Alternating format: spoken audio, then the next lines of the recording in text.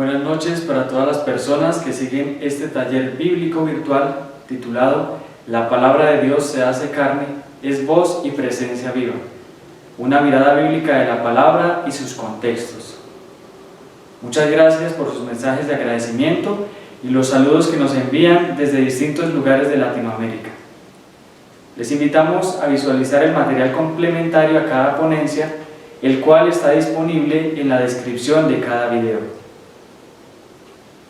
Damos inicio a este segundo día de reflexión en torno a la palabra de Dios, dándole la bienvenida al Padre Cristian Cataño, quien nos presentará el tema La palabra de Dios es liberadora. ¿De qué libera la palabra de Dios?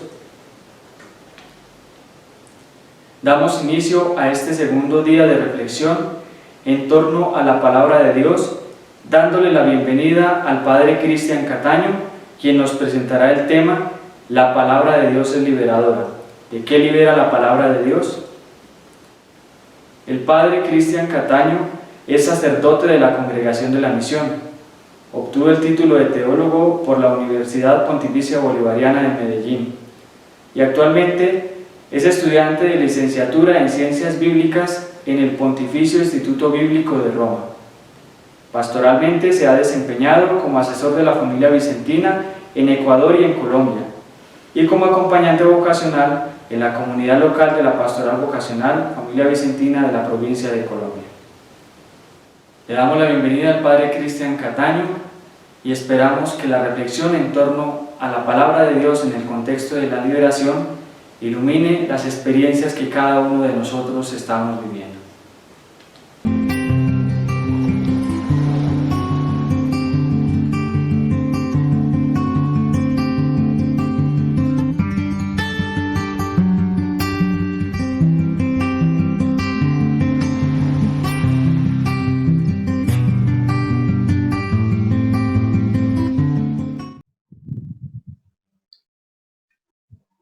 Cordial saludo para todos ustedes. Al iniciar, simplemente quiero agradecer al padre Alexander Correa, al seminarista Oscar Betancourt y a Diana Carolina Enciso por esta invitación a compartir esta breve reflexión con ustedes. Se me ha pedido hablar de la palabra de Dios, que es liberadora, y yo he querido, a modo de pregunta, poner un subtítulo a este tema. La palabra de Dios es liberadora, pero ¿de qué libera la palabra de Dios? Y con este subtítulo lo que pretendo es aterrizar esta reflexión y no hablar de la liberación de una manera abstracta. Quisiera desarrollar esta reflexión en 4 puntos, un itinerario de 4 puntos. En el primero ofrezco un brevísimo acercamiento a algunos términos utilizados en el Antiguo Testamento para referirse a la liberación, propiamente términos hebreos. En el segundo momento presento algunos textos y contextos del Antiguo Testamento en los que se utilizan estos términos, haciéndonos una pregunta: ¿liberar de qué? En el tercer punto resalto cómo toda la experiencia del Antiguo Testamento es asumida en la persona de Jesús. Y concluyo presentando algunos puntos de reflexión, posiblemente provocadores, posiblemente inquietantes, ojalá incómodos, que puedan ayudarnos a pensar en las implicaciones de hablar, reflexionar y tomar en serio las dinámicas de la palabra liberadora. Con este itinerario, entonces, vamos al primer punto. En el Antiguo Testamento encontramos algunos verbos que yo escribo aquí en rojo, y que todos ellos prácticamente indican la misma realidad, la misma dinámica, mejor, la misma experiencia, la experiencia de un Dios que se acerca a un pueblo para liberarlo o para salvarlo. Es importante tener en cuenta que estos términos pueden ser traducidos por liberación o por salvación, y que 2 de estos términos, el verbo salir o sacar y el verbo subir, que aparentemente no tienen relación con la salvación o la liberación, en realidad lo que hablan es de esta experiencia del Dios que saca a su pueblo o del Dios que hace subir a su pueblo de Egipto hacia una liberación y hacia una tierra en donde el pueblo pueda realmente desenvolverse en libertad. Simplemente leo los textos, están al lado de cada uno de estos verbos que en español se traducen por salvar o por liberar. He puesto los verbos en hebreo que con solo verlos se puede distinguir que son verbos diferentes. En Isaías 37, el Señor dice: yo protegeré esta ciudad para salvarla, para liberarla. En Éxodo 12, 27 se habla de la Pascua. Este es el sacrificio de la Pascua del Señor que pasó de largo por las casas de los israelitas en Egipto, cuando hirió a los egipcios y salvó, liberó nuestras casas.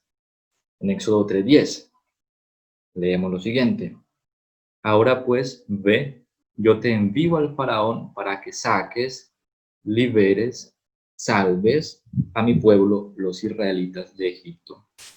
En Jueces 6:8 leemos: el Señor envió a los israelitas un profeta que les dijo: así habla el Señor, Dios de Israel, yo los hice subir, yo los hice salir de Egipto y los saqué de la casa de servidumbre, los libré, salvé de la mano de los egipcios y de todos los que los oprimían, los arrojé de delante de ustedes, les di su tierra. Y en el Salmo 51, en el texto hebreo, que en nuestras traducciones lo encontramos como el Salmo 50, leemos que el salmista dice: líbrame de la sangre, oh Dios, Dios Salvador mío. Podemos traducir: sálvame de la sangre, oh Dios, Dios Salvador mío. Me detengo un poco a mostrar estos verbos, sobre todo para mostrar cómo en el Antiguo Testamento hablar de liberación es igual que hablar de salvación. Desafortunadamente, en la actualidad y en la profundización teológica y en todo el desarrollo teológico que hemos llevado en estos siglos de acercamiento a la palabra, hemos optado por hablar principalmente de salvación, entendiendo la salvación sobre todo como una salvación que apunta al más allá, que apunta al reino de Dios, entendido como el cielo, como algo trascendente, como algo que no tiene un vínculo con esta realidad. Y hemos dejado de lado el término de la liberación. Tanto así que cuando un sacerdote, una religiosa, un seminarista habla de la liberación, inmediatamente es estigmatizado, como si esta fuera una persona que se opone a la tradición, que va en contra de la ortodoxia. Y esto ha sido una cuestión que ha sido muy problemática, sobre todo en América Latina. Pero es una problemática que en realidad carece de fundamento, porque una lectura atenta de la Escritura nos permitirá entender que cuando hablamos de liberación, estamos hablando también de salvación. Entonces quisiera que tuviéramos en cuenta esto de una vez, porque a esto es lo que estoy apuntando con esta reflexión. ¿Liberar de qué? ¿Salvar de qué? Muy bien. Vamos al segundo momento de nuestra reflexión, donde ofrezco algunos textos dentro de su contexto. El primer texto lo encontramos en los capítulos 2 y 3 del libro del Éxodo, en donde el pueblo de Israel, después de la llegada a Egipto, de algunos años de prosperidad y de un cambio de faraón, el pueblo es sometido a la esclavitud. Y dice el texto del libro del Éxodo que el pueblo, bajo la servidumbre, clamó, y su clamor, que brotaba del fondo de su esclavitud, subió a Dios. Dios se acordó de su alianza. Y tan solo 7 versículos después de este gemido del pueblo, Dios responde con un texto muy hermoso. Dice así: bien vista tengo la aflicción de mi pueblo en Egipto y he escuchado su clamor en presencia de sus opresores. pues yo conozco sus sufrimientos. He bajado para librarle, salvarle de la mano de los egipcios y subirle de esta tierra a una tierra buena y espaciosa. Así podemos notar que el acto liberador, salvador de Dios se pone en marcha no frente a un mal abstracto de dimensiones espirituales. Dios aparece en lucha no contra una especie de ejército espiritual que está robando el alma de los hebreos. Por el contrario, Dios aparece comprometido con la causa de un grupo concreto, indefenso, oprimido, esclavizado, privado incluso de su derecho a la descendencia, ya que el faraón manda matar a los hijos varones de los hebreos, todos aquellos recién nacidos. Mucho más adelante encontramos una nueva crisis en el segundo libro de las Crónicas, cuando los asirios desean conquistar Jerusalén. El rey asirio envía mensajeros a provocar al rey Ezequías y a todo el pueblo. Y ante esto, ante la inminencia de este gran ejército que se avecina, ante el peligro, Ezequías y el profeta oran. Y dice el texto: el Señor envió un ángel que exterminó a todos los guerreros valientes del ejército asirio. Y continúa el texto más adelante. Así salvó el Señor a Ezequías y a los habitantes de Jerusalén de la mano de los asirios. Un ejército que desea conquistar, un ejército con deseo de poder y con deseo de conquista, con deseo de oprimir a un pueblo más pequeño. En Isaías 48:20 ya no se nos habla de los asirios que conquistan el reino del norte, sino que se nos habla de Babilonia, que conquista el reino del sur y que provoca este acontecimiento conocido por nosotros como el exilio. Después de varios años de exilio, de sufrimiento, el Señor dice así: salgan de Babilonia, huyan de entre los caldeos, anuncien con voz de alegría, publíquenlo, llévenlo hasta los confines de la tierra, digan: el Señor salvó a Jacob su siervo. Jacob haciendo alusión a todo el pueblo. Encontramos el mismo contexto del segundo libro de las Crónicas, pero aquí se habla ya de Babilonia, de la destrucción de Jerusalén, del exilio. En Ezequiel 34, en cambio, nos dice el texto que Dios envía al profeta a profetizar contra los pastores de Israel, que son los reyes o gobernantes de turno del propio pueblo. Y debe profetizar contra ellos porque han sacrificado las ovejas del rebaño, es decir, a las personas del pueblo. No ha cuidado de las ovejas débiles, es decir, de los pobres, sino que las han dominado con violencia. Y en el versículo 10 de este mismo capítulo 34 leemos esto: así dice el Señor, aquí estoy yo contra los pastores, reclamaré mi rebaño de sus manos y les quitaré de apacentar mi pueblo. Así los pastores no volverán a apacentarse a sí mismos. Yo libraré, salvaré mis ovejas de su boca y no serán más su presa. Siguiendo esta dinámica profética, encontramos como en el Salmo 34, ante el clamor, la aflicción de un pobre, el Señor le salva. Dice el texto: cuando un pobre grita, el Señor oye y le salva de todas sus angustias. Y es importante entender que este salmo no hace alusión solamente a una oración personal, sino que en la oración personal se refleja también la oración de todo el pueblo. Cuando el pobre clama, el Señor lo escucha. Cuando el pobre grita, el Señor lo escucha. Cuando el pueblo clama, el Señor lo escucha y lo salva de todas sus angustias. Bien, y también considero oportuno mencionar el mandamiento de guardar el día de reposo, el sábado, que tiene 2 puntos de partida y al mismo tiempo 2 objetivos. El primer punto de partida es el descanso de Dios al terminar la creación, en el libro del Génesis, y su objetivo es llevar al ser humano a entrar en relación con el Dios que descansa al terminar la creación.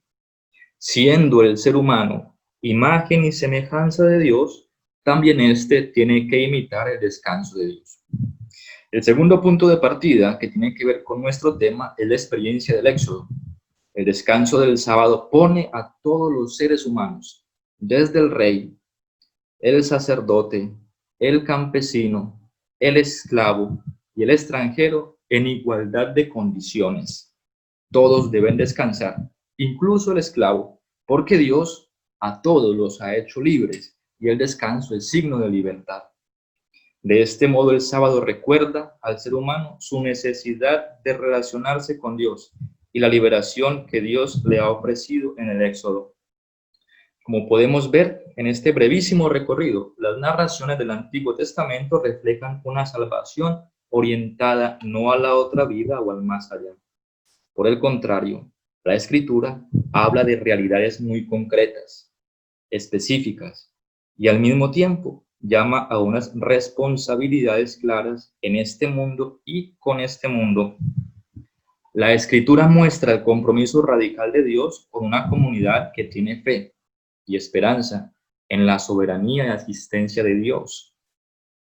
Quiero hacer alusión al libro de Daniel, escrito en algún momento del siglo II antes de Cristo, en donde con narraciones y visiones se describe la lucha de Dios contra las fuerzas del mal que asfixian al mundo. Daniel presenta a Dios juzgando los poderes del caos y siendo protagonista activo de la historia y de los asuntos del mundo, redimiendo a los justos y sufrientes y juzgando los regímenes perversos, totalitarios, opresores y corruptos. En medio del sufrimiento impuesto por un faraón que esclaviza y pone trabajos pesados sobre los hebreos, de un sufrimiento suscitado por el propio rey Salomón, quien impone impuestos al pueblo para construir no solo el templo de Jerusalén, sino también su propia casa y mantener su alto estatus social.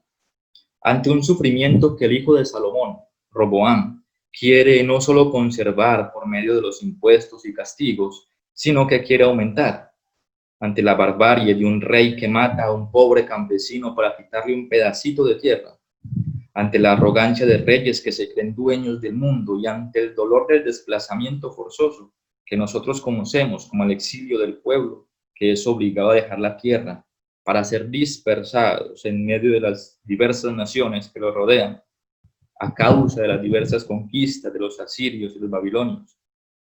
Frente a esto, Dios, con su palabra, aparece como liberador, como salvador. En síntesis, para el hebraísmo, antes del exilio, la salvación concernía siempre a esta tierra y solamente a esta tierra. Dios garantiza la esperanza de liberación y los que sufren experimentan la presencia de Dios en medio del dolor y el desconcierto que éste produce. Pero notemos que la liberación de Dios viene mediada por el compromiso del ser humano. En el Éxodo encontramos primero dos personas a las que no prestamos mucha atención, pero que son las primeras salvadoras del libro del Éxodo, incluso antes que Moisés. Me refiero a Sifra y Púa, dos mujeres, las parteras de las hebreas que habían sido encargadas por el faraón de matar a los niños hebreos y que en secreto se rehusaron a hacerlo porque temían a Dios. Gracias a esta decisión y acción de estas dos mujeres, desconocidas por nosotros, Moisés vive, es puesto en el río, es rescatado, crece y es llamado por Dios para salvar al pueblo. Dos mujeres salvan a quien será el liberador del pueblo. En muchos otros textos podemos encontrar esta misma combinación entre la acción de Dios y el compromiso y actuar humano. Así podemos desde ya tener claro que la liberación que Dios ofrece siempre requiere el compromiso humano. Ahora bien, damos un paso adelante. La doctrina de la salvación del alma después de la muerte, de un reino celestial al cual será llevada el alma por Dios, no es un tema que corresponda propiamente a los orígenes del judaísmo. ya que en él no existía una doctrina que percibiera el alma como inmortal y el cuerpo como algo pasajero. Es decir, en el judaísmo no existía la dualidad alma-cuerpo, sino que existía la idea de la unidad. Para un judío, yo no soy alma y, por otro lado, cuerpo. Para un judío, yo soy persona, sin posibilidad de división. Será entre los siglos segundo y primero antes de Cristo que entrará poco a poco la doctrina de la vida más allá de la muerte, es decir, la doctrina de la resurrección. Algunos de los textos más representativos que tocan este tema los encontramos en el segundo libro de los Macabeos, en el capítulo 7, en donde se narra cómo una familia de 7 jóvenes junto a su madre son torturados uno a uno por el rey de turno para obligarlos a comer alimentos impuros prohibidos por la ley mosaica. Estos afirman en varias ocasiones: preferimos desobedecer al rey, pero tener la certeza de ser resucitados por Dios a una vida eterna. Siendo así las cosas, la doctrina de la resurrección y la inmortalidad del alma aparecen poco a poco en los textos más recientes del Antiguo Testamento, debido a la progresiva profundización que el pueblo hace de su fe y al contacto que paulatinamente va teniendo el pueblo con la cultura y la filosofía griega. De esto, el libro de la sabiduría, que es posiblemente el escrito más reciente del Antiguo Testamento, escrito entre el inicio del segundo siglo antes de Cristo y el año 50 después de Cristo, es un buen ejemplo. En este libro aparece con mayor claridad el tema de la inmortalidad del alma, que será desarrollado en el Nuevo Testamento y en la doctrina católica. Teniendo un contexto general del sentido de la liberación en el Antiguo Testamento, llegamos así al Nuevo Testamento, en el que prácticamente todos los sentidos de la liberación, salvación, que aparecen en el Antiguo Testamento y que ya mencionamos, son condensados en el Nuevo Testamento en un solo verbo, el verbo sosein, que significa salvar, liberar, pero que también va a significar curar. Y entonces quiero presentar simplemente 3 textos donde podemos encontrar cómo el mismo verbo puede traducir 3 cosas aparentemente diversas, pero que condensan todo lo que hemos dicho del Antiguo Testamento. El primer texto es el conocido como la curación de la hija de Jairo, cuando éste se acerca y dice al Señor: mi hija está a punto de morir. Ven, pon tus manos sobre ella para que se salve y viva, para que se libere y viva, para que se cure y viva. Es importante notar que no es en el capítulo 4, sino en el capítulo 5, versículo 23. En el Evangelio de Juan, capítulo 11, frente a la muerte de Lázaro, cuando Jesús dialoga con sus discípulos, Jesús les dice que Lázaro no está muerto, sino que está dormido. Y los discípulos dicen: Señor, si duerme, se curará, se salvará, se liberará. El mismo verbo sosein. En el capítulo 12, el Evangelio de Juan, versículo 27, cuando Jesús habla de la hora, ya acercándose prácticamente a los últimos momentos de su vida, Jesús dice: ahora mi alma está turbada, ¿y qué voy a decir? Padre, líbrame de esta hora. Padre, sálvame de esta hora. Encontramos entonces como todos los elementos de la liberación, salvación, del sacar al pueblo, de hacerlo subir, de hacerlo salir, se encuentran todos resumidos dentro de un verbo que es un verbo completamente referido a la persona de Jesús. En este sentido, entonces, cuando hablamos de Jesús en el Nuevo Testamento, yo no puedo decir que Jesús solamente es el Salvador. Jesús también es el liberador. Y en ese sentido, entonces, nuestra percepción de la salvación se tiene que ampliar. Encontramos ¿Cómo pues en Jesús son condensadas todas las experiencias del Antiguo Testamento? Como ya lo he dicho, pero no solamente se condensan, sino que al mismo tiempo son planificadas y son abiertas a una nueva esperanza. Jesús se encuentra en los evangelios con diversos tipos de personas y de sufrimientos. Endemoniados que son liberados, salvados, sanados de esta condición. Se encuentra con diversos enfermos que son declarados impuros y por tal motivo excluidos de la comunidad. A estos, contra toda ley, Jesús los toca, sanándolos, curándolos, liberándolos de su enfermedad y liberándolos de la discriminación. A Leví, el recaudador de impuestos, Jesús lo llama para que lo siga, lo hace levantar de la mesa en donde cobra los impuestos y lo desprende así de su pasión por el dinero. Lo salva, lo libera, lo sana de esta pasión. Jesús anuncia la buena nueva a los pobres y paradójicamente propone unas bienaventuranzas que a simple vista no parece que describieran una bienaventuranza. Bienaventurados los pobres, los que lloran, los perseguidos, los injuriados. Es extraño, pero esta es la propuesta del Señor. De este modo Jesús apunta a una liberación, salvación aquí y ahora, que se proyecta a una salvación, liberación que alcanza su plenitud en la resurrección. Aquí es donde aparece la misión del cristiano, que siendo liberado por Dios y experimentando la liberación de Dios, busca al mismo tiempo ser partícipe de la salvación del prójimo en todas las dimensiones de la vida. Desafortunadamente, la liberación como dinámica que toca toda la realidad del ser humano y del mundo ha tenido un problema que ya he mencionado, ha sido parcializada. Y es muy frecuente que en la reflexión y predicación se haga una opción por hablar solo de la vida eterna, de un más allá y de unos cumplimientos morales como condición para recibir esa vida eterna, dejando de lado toda la experiencia liberadora de la palabra que actúa en toda la realidad del ser humano, sea esta social, económica, política, familiar, laboral y comunitaria.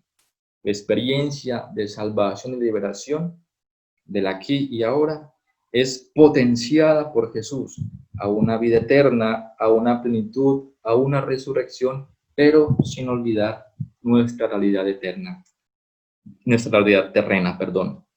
Llego así a cuatro conclusiones. Primero, la palabra de Dios libera, salva, sana realidades concretas que asfixian al ser humano aquí y ahora.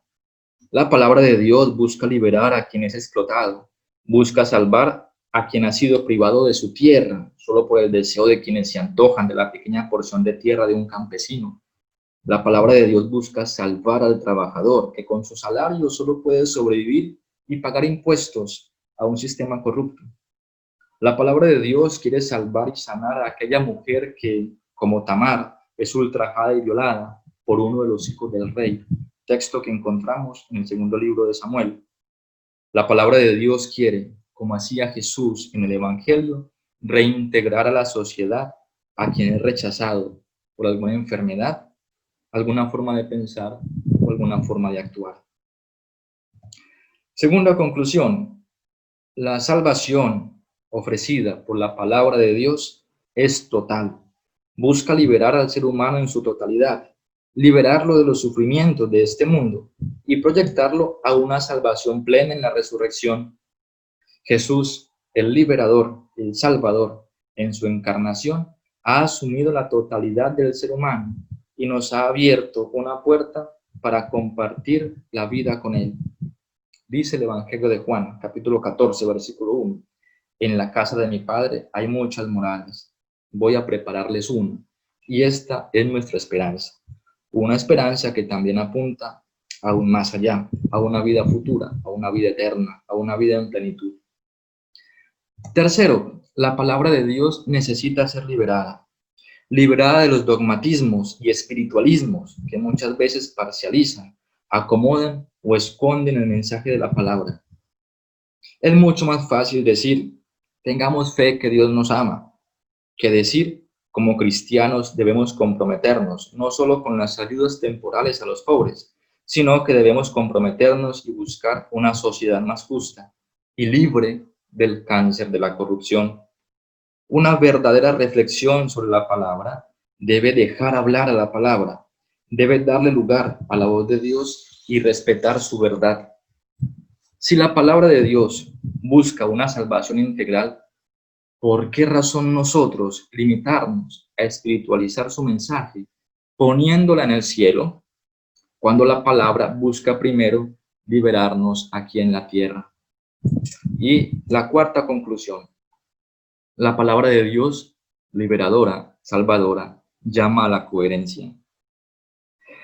Me parece muy difícil e incluso triste ver cómo tantos cristianos, amantes de la Escritura, amantes de la Eucaristía, sostienen, defienden y aplauden estructuras corruptas que roban, cargan al pueblo con grandes impuestos que los poderosos no tocan.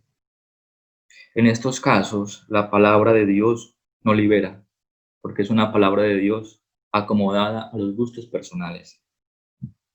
Hace poco supe que se estaba buscando presentar una ley para modificar el proyecto de la restitución de tierras en Colombia. Y esta nueva ley busca beneficiar a quien, por alguna extraña razón, ha comprado la tierra que le fue quitada a un campesino. Yo me pregunto, cuando un cristiano, un consagrado, un sacerdote, apoya este tipo de legislaciones y de gobiernos, ¿qué hace? ¿Qué piensa cuando lee el famoso texto de la viña de Nabot? Solo recuerdo la narración para contextualizar esta pregunta que les he compartido. Cuenta el primer libro de los Reyes, en el capítulo 21, que Ahab, el rey de Samaria, se enamoró, se antojó, se encaprichó con la viña de un hombre llamado Nabot y se la pidió para sembrar hortalizas en ella, para hacer de ella su huerta. Cuenta la escritura que Nabot no quiso vender su tierra porque era la herencia que le habían dejado sus padres. Jezabel, la esposa de Ahab, conspiró junto con los ancianos del pueblo, con otras personas que vivían junto a Nabot, para acusarlo injustamente y asesinarlo impunemente. De este modo, por los antojos del rey, dueño de un palacio y de grandes tierras, un hombre perdió su tierra y su vida. Y Dios se pronunció, enviando al profeta a acusar y profetizar contra Ahab y su mujer. Frente a un texto como estos, ¿qué hacer? Pasar la hoja, arrancarle esta página a la Biblia, hacer una exégesis amañada a mis conveniencias para justificar mi forma de actuar y de pensar, para justificar la forma de actuar y de pensar de otros. O simplemente no hablar de este texto y buscar un texto que simplemente nos diga, Dios es amor. Y con esto callamos nuestra conciencia. Al final de este recorrido, el camino está abierto por el Señor, el camino a la liberación, a la salvación, ofrecida por su palabra, en un aquí y ahora, en unas realidades concretas, y que nos llama un compromiso concreto con la sociedad, con los pobres, con el mundo. Dejo simplemente dos preguntas como reflexión. ¿Qué estoy haciendo en la actualidad, en mi contexto inmediato, para ser un agente activo de la palabra liberadora de Dios? Y segundo, mis opciones sociales y políticas son coherentes con la fe en un Dios salvador que se pone al lado de los débiles. Muchas gracias.